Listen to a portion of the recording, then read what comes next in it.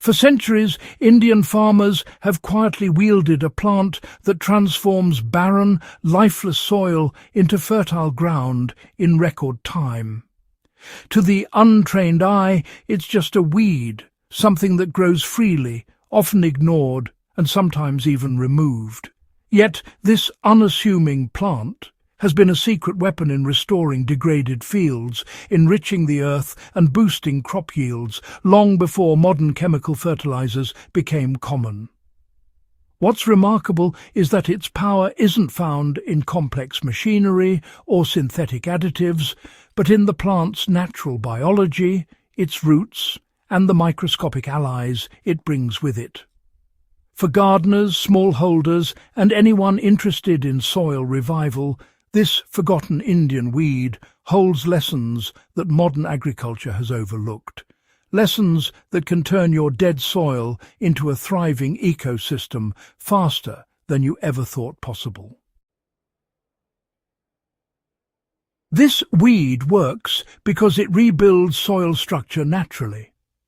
At the heart of the weed's effectiveness is its ability to restore the physical structure of the soil. Its root system penetrates compacted earth, creating channels that allow air and water to flow freely. Over time, these roots decompose, leaving behind organic matter that enriches the soil and improves its texture.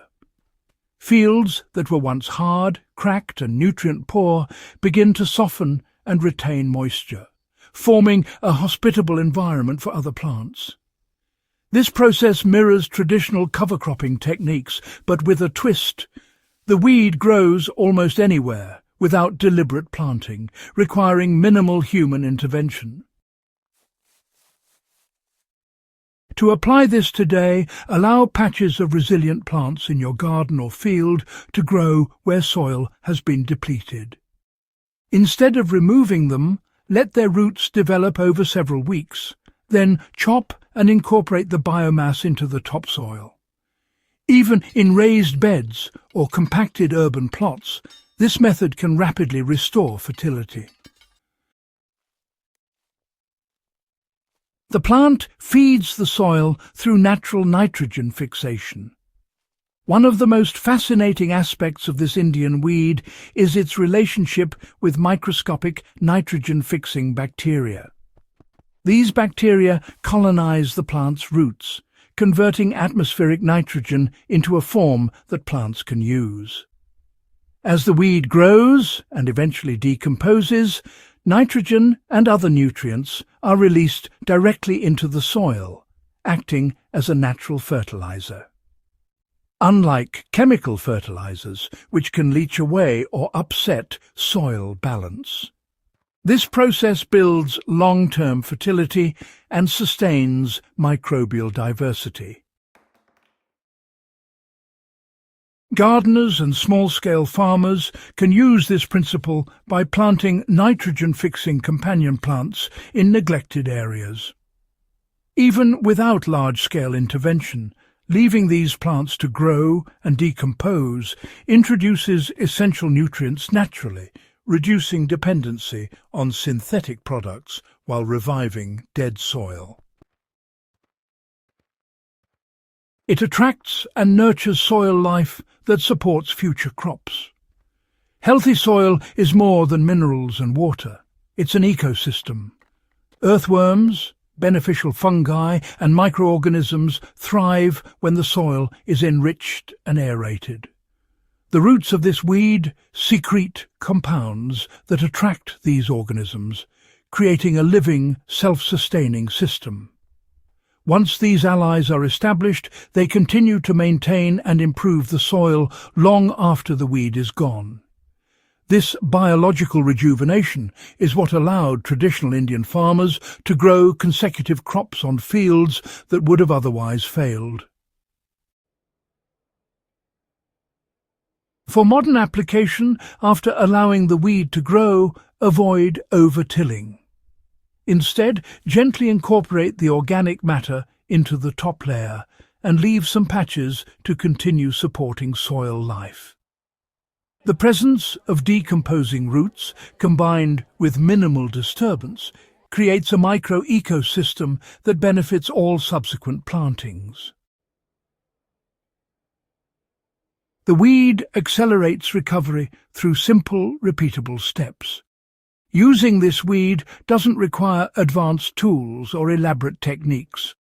The basic process involves identifying patches where the plant naturally grows, letting it establish, and then managing it as a green manure crop. Once mature, chop it down and lightly mix it into the soil. Over a period of weeks, the organic matter enriches the soil, improves water retention, and supports microbial activity. Repeating this cycle for a few growing seasons can turn previously unproductive plots into thriving gardens. You can also experiment, by intercropping the weed with vegetables or grains. Its nitrogen-fixing ability benefits neighbouring plants, while its roots enhance soil aeration. This approach not only rehabilitates the soil, but also contributes to sustainable crop production. This plant proves that ancient agricultural wisdom still outperforms modern shortcuts. The beauty of this forgotten Indian weed, really, lies in its simplicity and efficiency. While modern chemical fertilizers promise quick fixes, they often overlook the long-term health of the soil. In contrast, this plant rebuilds the soil from the ground up, literally and figuratively, ensuring that future crops have the foundation they need to flourish. It's a living testament to the ingenuity of traditional farming methods, showing that sometimes the solutions we seek have been around for centuries, quietly working in plain sight. For gardeners, homesteaders, and history enthusiasts, embracing these traditional techniques allows you to reconnect with the land while applying scientifically proven methods for soil revival. By combining observation, patience, and strategic use of resilient plants, even the most depleted soil can recover.